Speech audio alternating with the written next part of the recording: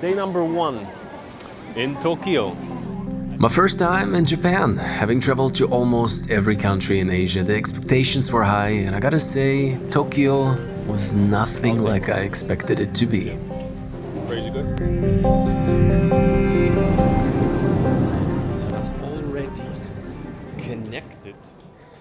And so, we are in Japan, guys. Actually, the eSIM was activated right when I got out of the plane. Today's video sponsor, SIM Local. I have to tell you, it was so convenient. Anywhere you go, almost worldwide, eSIM connection. Probably at the most competitive rate. One of the cheapest eSIMs I've seen out there.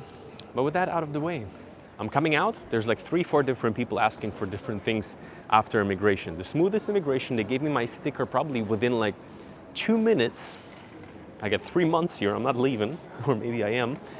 And then you have to fill out the customs form.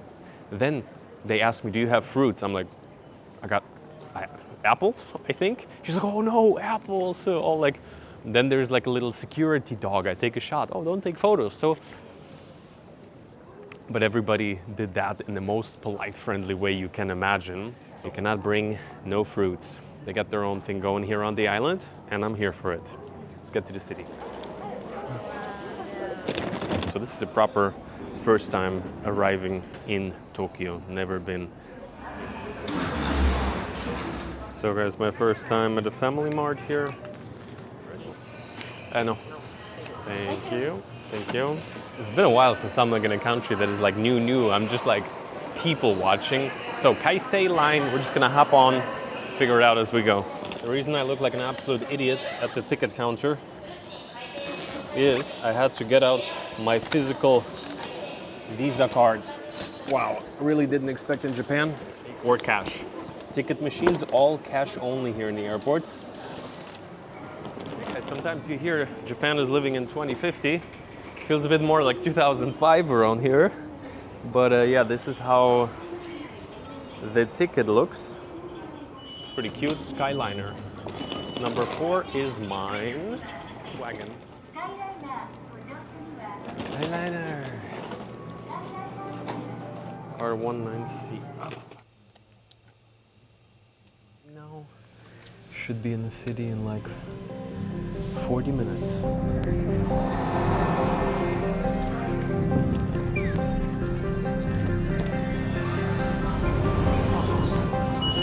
Day number 1 in Tokyo.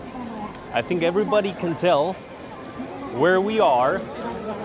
Everybody's just zigzagging through the streets. This is the Shibuya crossing. Honestly, a bit of a challenge to pass through. A world famous place without a doubt. Now this is like the modern face of Tokyo from the 90s, the 2000s. But honestly, when I am here, what I feel is absolute retro vibes. Old Japanese buses driving. We have these old Japanese taxis, and in many ways, this doesn't feel like the future. This feels super retro. The lights. So let's dive in. Sun should be setting soon. Music is buzzing. Shops everywhere. People are dressed up. Neon lights. This is, I would say, a way to describe this neighborhood. In some ways, you could say, like no other. Honestly, it's a bit hard to navigate. So many people, even though it's like Wednesday today or something like that. Next, at least 4 or 5 days in this city. My goal is going to be to see a lot of different neighborhoods. We start off at the most touristy place. I'm like this guy, you know, I came to Tokyo, came to the Shibuya crossing, everybody needs to know about it. But I think afterwards, there's some other shopping district nearby, which is very famous. And then I want to slowly work my way inside and find some corners that are maybe a bit less common. This, for you, is Shibuya. The way these two girls are dressed is pretty much very, very common. I like it, very fashionable. Some people high fashion, others much more playful. I'm wandering here for the past 20 minutes. The sun is slowly setting. You do have to say this neighborhood is like no other. Like it's buzzing. Some guys are driving through. Oh, another across walk. Okay, it's not just one of them. So basically everybody's just zigzagging and fighting for their life. Everybody everywhere some kind of music is playing. Yeah, sun is gonna be slowly setting. I think I'm gonna be calling it a day, still recovering from the road a little bit, and over the next 2, 3, 4 days, the ambition is to show you at least a couple of very different sides of Tokyo. Because if you're ever gonna come, or if everybody has heard of Shibuya, so this is it.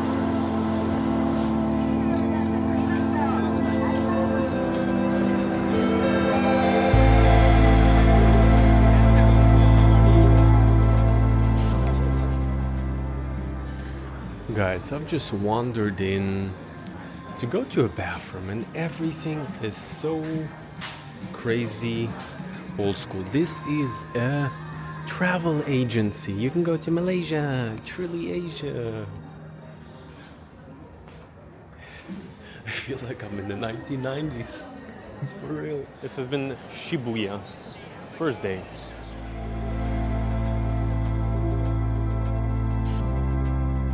Aha! Unlimited! Really, like I can do as much as I want, like watch videos, even upload my own videos. Like with a laptop hotspot. Sim local. When you travel around the world, I'm sure you have heard of an eSIM. Just pop your phone open, go to the App Store, you download the Sim Local app, which looks like that. No matter where I am at all times, I'm connected, I can navigate, I can keep in touch. I'm having unlimited data actually since I touched down in Tokyo. 5G. Data in every corner of Japan and really the world. Let's get a drink.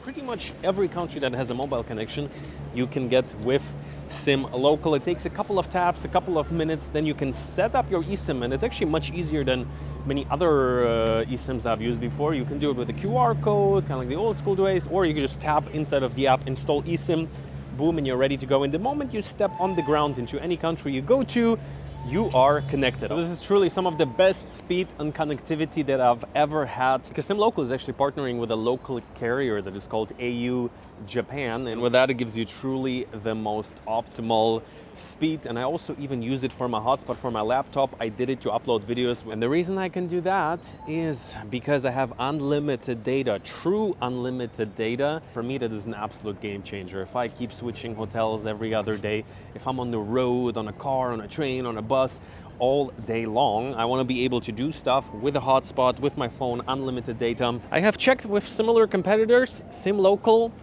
came out on top as also the most affordable option. So if you're traveling anywhere in the world, be it you're somewhere tropical in Bali, be it you're just touching down in Japan, or you may be also in some like very adventurous parts of the world where I was surprised that Sim Local just checked through their countries. You might be at the end of the world, you still can get a Sim Local connection. And so if you click my link down below, it will be the first link in the description. You will get to this page. Use the code DANNYDEF or just click the first link in the description, so it's gonna get auto applied. Keep it nice and simple. Honestly guys, since I started using eSIMs, I was a bit late on the train. Just like a year ago, before that I was getting traditional SIM cards thinking maybe more affordable, better connectivity. No, that is not the case. It is cheaper, it is faster, it is more reliable. Sim Local, thank you for partnering up with me on today's video. And well, let me take in now the Tokyo Tower.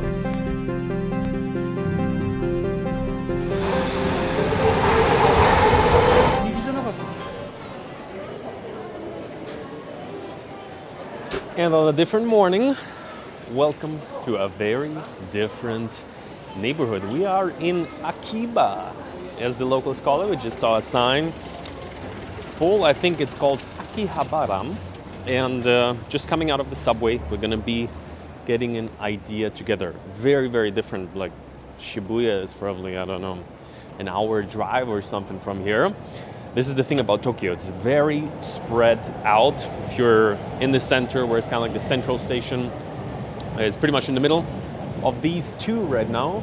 And this neighborhood is famous, from what I understand, from what I've been told. It's kind of like a subculture, really, neighborhood. So all kinds of different anime, manga.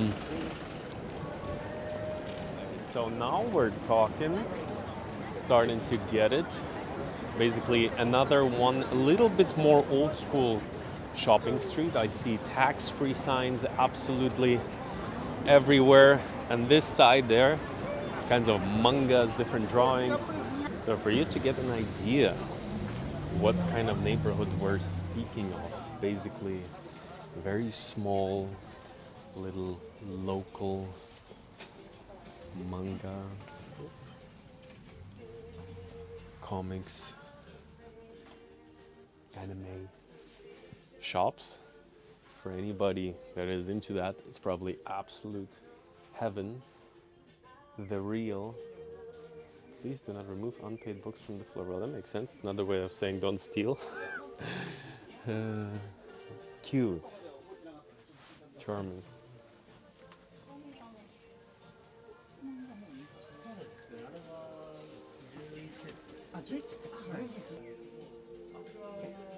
As I said, cute, charming. So, genuine, naive young man mistake. I just walked up the top floor of a comic shop, and let me tell you one thing. I've never been into that subculture, but basically type of websites you look up. 18 plus, 20 plus in Japan perhaps. And I took a bunch of photos, and then on my way out I see there's a no photo sign.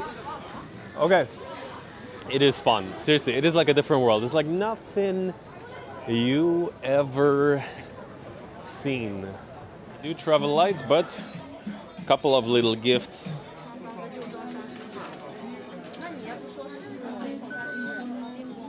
But you know, one thing that is slightly irritating over the last couple of days, I've been carrying this bottle over here for probably a good couple of hours with me, because there's not a single trash can in this city. For real, on the streets, nowhere, never.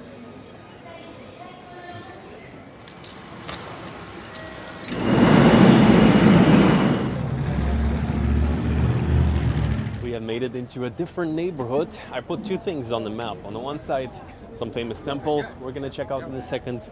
But even more so for me personally, I'm a big skyline guy. I'm interested in new developments. I'm interested in where the world is going. In Japan so far, Tokyo has been amazing. It's one of the most interesting cities. But in most ways, it feels more retro than futuristic. But being out here, I gotta tell you, on one side we have the tallest tower in the world. I don't mean building, I mean just tower in the sense of it's for TV, for transmission, so not a residential building or office. Some freaky boats. I mean, this one's probably like a good 15, 20 years old, and back then this was probably absolutely insane. Looks very cool. I've seen it actually earlier from a different place. In the distance, I thought it was just a tower. Then I realized tallest in the world on the one side, and on the other hand, you see it pretty much from no matter where you are in the city. I would say this is the first neighborhood that feels really a bit grand. You know, after all, we are in the largest city in the world by urban population, and this is the place where you kind of feel it. So many cars, trains, everything, and tourists in this area for sure. Check this out, guys.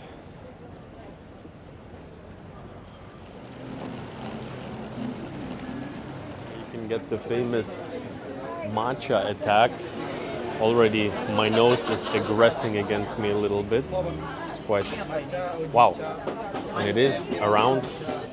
I've just seen to matcha attack yourself with ice cream. It cost like $7-8. Making money. I'm happy for them. I don't even like matcha. So this is a neighborhood that has a famous Buddhist temple. My temple is the Skytree. Super interesting. I think we're gonna wander back here when it's gonna get dark, and right now it's getting dark around 4 p.m., which is actually quite crazy. I don't know, the last time I was in a place where it gets dark that crazy early. Let's see. There's the tower. But we're gonna stay in this neighborhood. So first time I'm seeing this proper kind of like touristy type of thing. Let's see what we can find if we dig deeper. It seems to be that there is a guy doing treatment on the street. Some kind of treatment. This is cruelty. This is cardio. Good stuff. Strong men. So you see it in the legs, honestly. Whenever people are like, stop using the horses to entertain tourists, it's like, well, what should we do? Japan has an answer. For the cultural part of today, we are generally in the Asakusa district. This is a huge shrine here, actually quite a bit bigger than I expected. What I love about it is it's easily accessible. It's a super, let's say, just chill and fun neighborhood to be around, especially if you want to see the spire, which was the main reason I wanted to come personally. And what you find is that you have this shrine, which definitely has been rebuilt, because after World War II there has been not much left. I don't know about this one in particular, but all around it, modern buildings, residential. I think the tower is starting to peek through, so super cool the fact that you can walk through this temple without any entrances or admissions. Maybe the operational part inside, but here mostly just a walk-in area. Inside is the place of worship.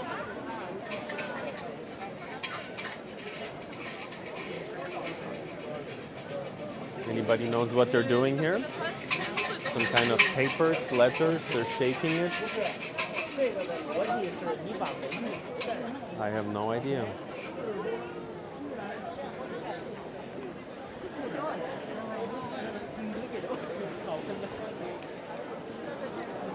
Some holy smoke.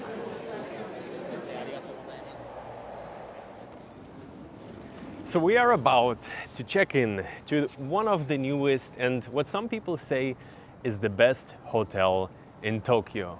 Modern, sleek, and maybe the best in all of Japan. Let's find out.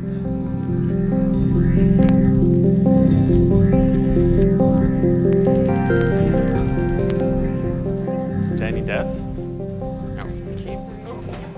Thank you. Good afternoon. Hello. But we made it all the way up already. I'm seeing a side of Tokyo I haven't seen yet at all. We're seeing the river. Look at that. Wow. Now that is one big wow. And also lots of new developments, bridges passing through. So here we're gonna do the check-in. And I suppose this is the lounge throughout the day. What would you recommend from the teas?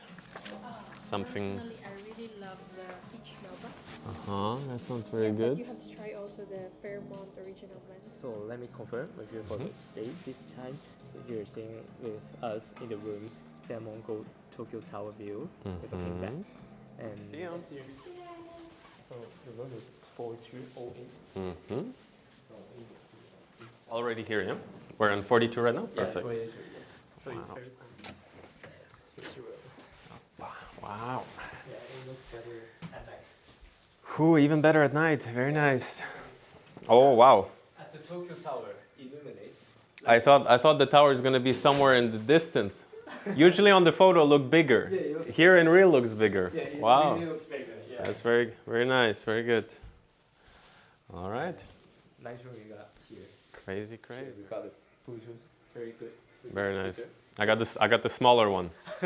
And here you got Big the one. Very nice. You just turn it on, connect Perfect. with Bluetooth, and that's all. And here. Guys, this room is an absolute work of art. Just stepping into it for the first couple of minutes, I have to tell you, this is one of the nicest rooms that I've ever seen. It's not the size, it's not just the view. Here, I was really banking on the view, and it truly does not disappoint. First of all, we're seeing the Tokyo Tower, but it's not just that. You see this never-ending giant, the largest city, urban, in the world. Lots of skyscrapers, nothing too crazy. In the sort of middle from my side, the Tokyo Tower.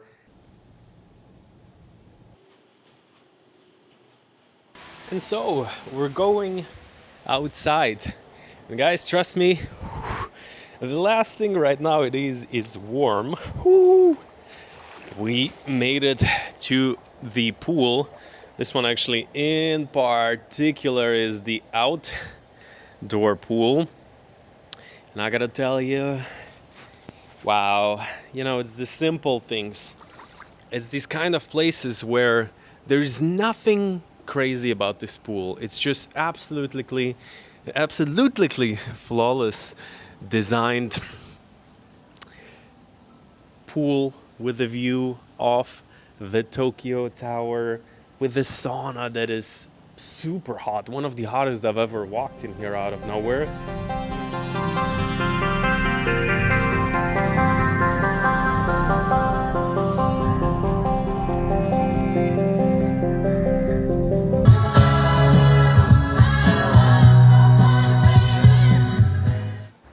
Already guess breakfast is served, and I'm not sure. Is that maybe a bit overboard, or is that just right? So this is the breakfast right now in the lounge. Very similar, I would say, to downstairs, but I don't know. I mean, take a look. We got again the fruits, we got some this stuff. Then I was like, yeah, sure, let's do an avocado toast. Oh, you have Japanese breakfast? Yeah, I do have to try that. And of course, little omelet for the proteins and some more fruits and juice. And so, yeah. Let's say it like that. We're definitely gonna have a solid breakfast, as you see right now. Having the Japanese breakfast, and it's so nice. Have these like very subtle yet strong flavors. Bit of meat, bit of fish, bit of rice, and a nice little miso soup. Wow, so good.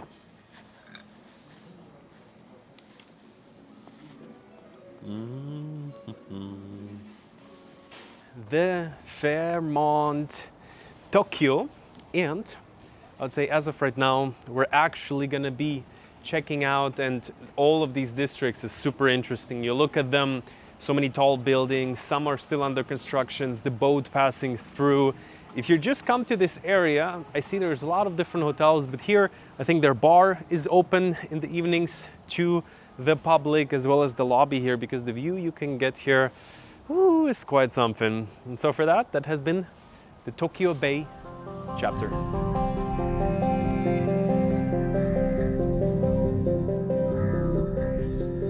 Give it a look. Not too much going on here. Nice, quiet little neighborhood. And you have this huge antenna in the back. But what we did found out here, okay, I just like Googled it up for a second. The reason there is no public trash cans in Japan is in 1995, there was let's call it, I cannot use the word, but an attack. YouTube, the funny YouTube is not gonna let me. And since then, basically, somebody hit some dangerous things in the trash can, and since then, there's pretty much no public trash cans in Japan, for the most part. Some districts do have them here or there. 7-Eleven obviously has some kind of trash can, but other than that, because I was just in a public bathroom, and again, all I'm seeing is like a little trash bin on in the corner, kind of like the one you have in your bathroom at home, in the huge public toilet, and I'm like, what? Fun fact. Meanwhile, it seems like every week there's some kind of attack in Europe, but here, since 95, they've removed the trash bins. So yeah, very just residential, regular Japanese neighborhood. Of course, everywhere these machines, you know, it's always like, yeah, whatever.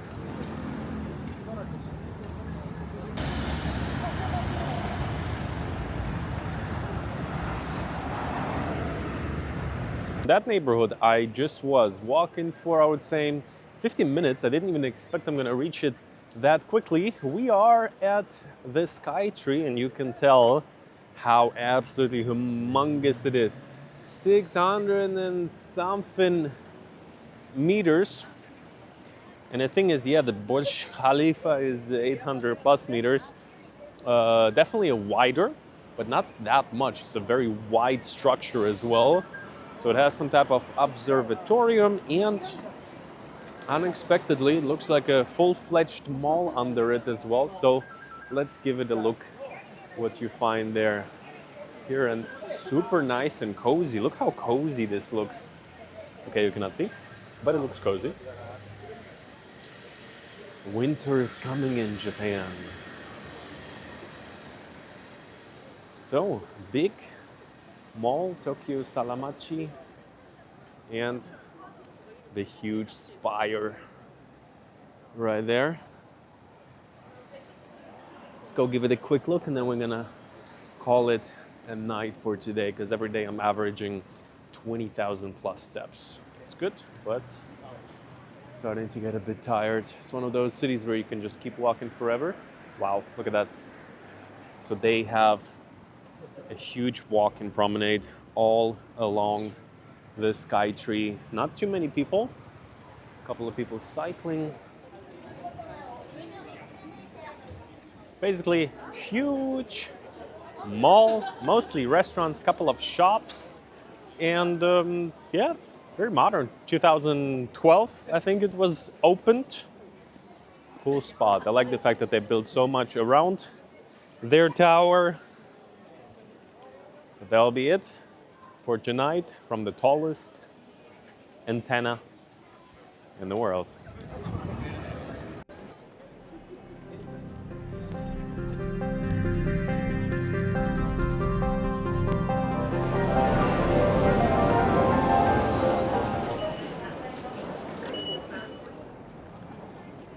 On a different note, we are just coming out of Tokyo Station. Wow, I've been told it's a nice spot. Seen a couple of pictures. So this one has been built in 1912, 14, something, a good bit over 100 years ago. And actually, through being here, we're also heading towards the Imperial Palace right now. Recording as of late November, and it's getting dark around 4 p.m. Right now it's 4 p.m. I was like, maybe sunset soon? Wow. So basically they actually built this station to be facing the Imperial Palace. Let's go see. And you know, here you really feel it. Like, what I'm most curious about in Japan and in Tokyo, I haven't walked into the small side street yet. I would say we're doing the more modern part first. Is really, how is the city structured? I'm much less interested to go like try matcha ice cream. We might though.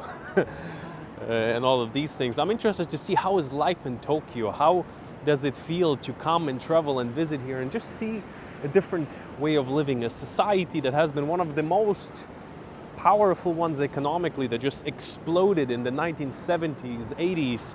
I'm reading up a lot, even more deeper about it right now.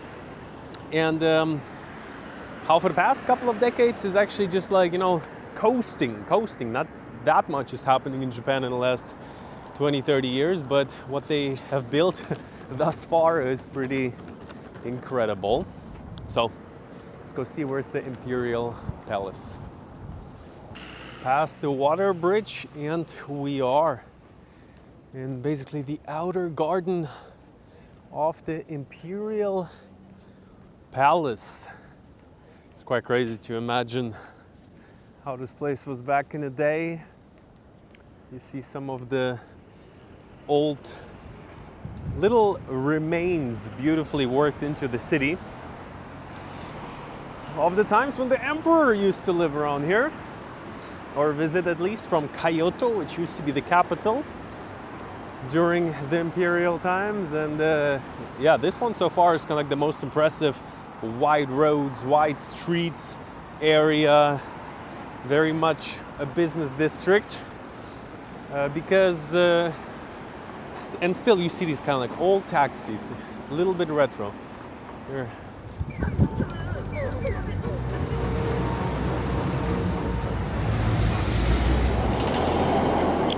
We are in Ginza, another district and another one of these all across street crossings. I absolutely love them, to be honest with you. So this is, let's say, a more upscale shopping district. Like you see the kind of, the Pradas, these type of brands.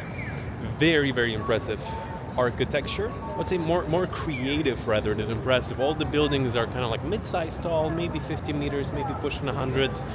And all of that is like shopping, good amount of people, but much more laid back than like a Shibuya or something. So I haven't seen much more other than just fancy everything, including the cars. But one thing you have to say, seen a Ferrari, seen a Porsche, but it's always so far an old guy sitting in there, maybe with an old woman, the grandma, the generation that had it good.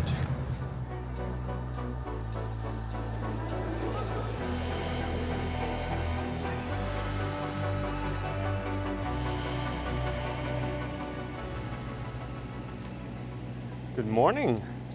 I thought one thing I definitely have to do as well is just drive out a little bit of the city. As much as I'm excited about Tokyo itself, we're heading out in a day and a bit closer to the airport, like I don't know, like halfway basically. We're in a very local residential area. Narrow roads, couple of schools, couple of restaurants, of course, always a 7-Eleven. Okay, I think these guys are gonna be driving out right now. I think I'll walk away from the 7-Eleven sign, from the 7-Eleven shop.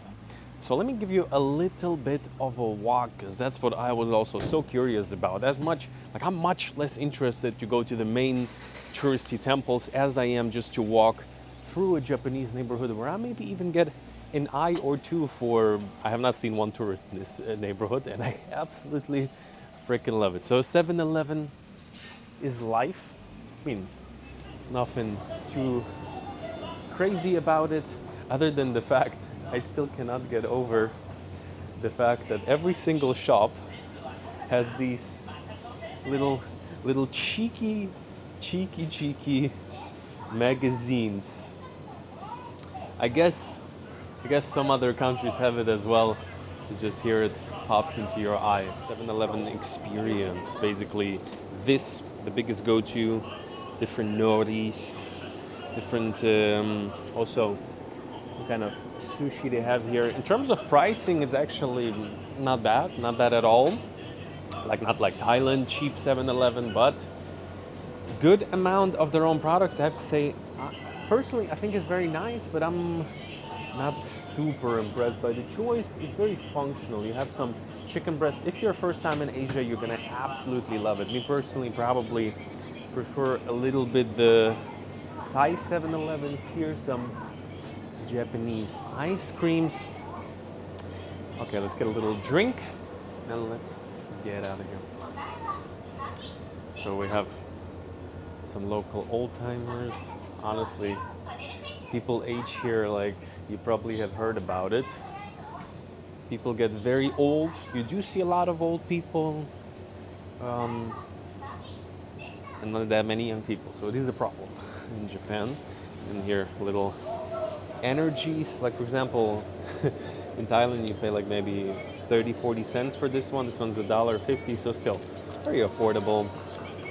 But we're in a different kind of economy. Pretty cool. Banana, acai jelly. So if you're a fan of grocery stores, and I certainly am, you're gonna absolutely love 7-Eleven. And while there's still print things, pick up one of these for the collection back at home for historical purposes and scientific research only, of course. Coca-Cola Plus, 0 sugar and some fiber, guaranteeing a slow death.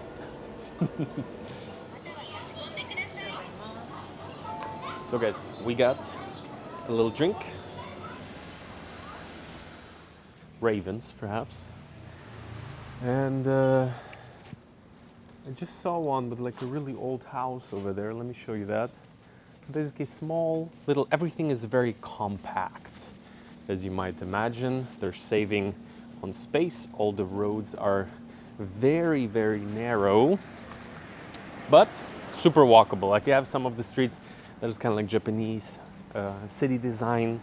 You have some roads that are more meant for cars, but everything else pretty much is a pedestrian pathway.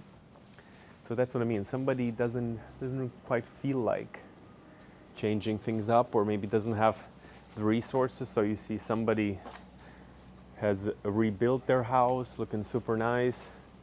Other houses are probably from like pushing 50 years plus, old metal, and all of that together in one neighborhood. Lots of bicycles, but you do have to say, even though it looks a bit cramped, it's very, very clean, maintained, quiet.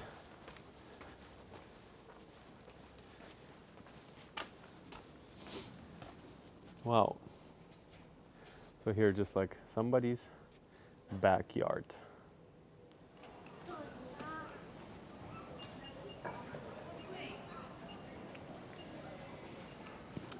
So another thing that is an absolute legend is obviously their little drink machine. This one actually also sells cigarette. Very common all over Japan. In the city they're a bit more fancy. Here this one's one for the people. One's not working. The real deal. So this is how I expected it to be actually much more residential, but considering you need to house somewhere these millions and millions of people, it's still extremely dense. There's not one square meter, I would say, going to waste. Little shop, something absolutely everywhere. So if you happen even to stay a bit outside of Tokyo, this is how it looks. Heading out tonight, in the middle of the night. So easy access to the airport.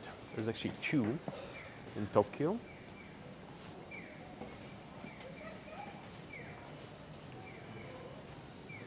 Well, that's interesting. I come around closer to the metro on the other side. It's actually crazy busy. Old kind of shops just opening up towards 11 or 12 it is even already. So life is still slow out here, and what I do, I just have to say I love it, is so many streets are pedestrian focused. So with that, nobody bats an eye for you walking on the middle of the street, because everybody does it on streets that are more or less just for pedestrians. And yeah, I love it. So, how to say it, like a little bit back in time, at the same time just a real life, no fluff. Funny, they have some kind of Gold's Gym, which looks a bit, let's say, not as golden maybe as perhaps it's supposed to be. And here, first time I'm in a proper Japanese grocery store. Wow, a big one as well. So for me, always the prime cultural experiences, seeing how the grocery stores look. Nothing too crazy, very large, fully stocked, lots of people. But nice to know, because in the city center you don't really run into randomly grocery stores, maybe in the bottom of a mall. Let's take a look if we find anything particularly interesting. Okay, you have some toilet powders, lots of self-checkout these days, obviously, like everywhere.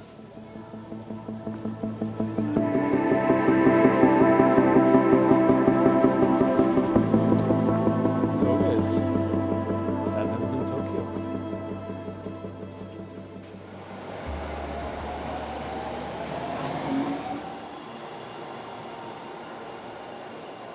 And so this has been almost a week in Tokyo, and I have to tell you, there's a lot of things that were quite a bit different than I expected them to be. First of all, I thought it's just going to be another one of those countries I visit to take a look, kind of like I went to South Korea. I thought it was cool, Seoul. I visited at this point most countries in Asia with very few exceptions, like maybe Myanmar, which I will check out maybe. But with that, I didn't expect Tokyo. Let's come a bit closer. I absolutely did not expect Tokyo to captivate me as much as it did. At first, I was quite surprised by how some things are still running a little bit old school. I don't just mean the fact that they don't have like a little visa machine or something, but just from like how absolutely super advanced the society has become. And at some point, everything is built, all the infrastructure is there. There's so many niche, different corners. Every neighborhood is quite a bit different than the other. And yeah, absolutely fascinating. Actually, right now I'm coming to you from a different city, just rolled up here. We are in Osaka, the second largest city in all of Japan. And as always, I'm having 5G, be it in a metro station, be it on the train with SimLocal. You heard about them before. In today's video, basically I got myself a plan for 2 weeks and uninterrupted connections all the time. It will be the first link in the description. Thank you to SimLocal once again to partner up with me on this one.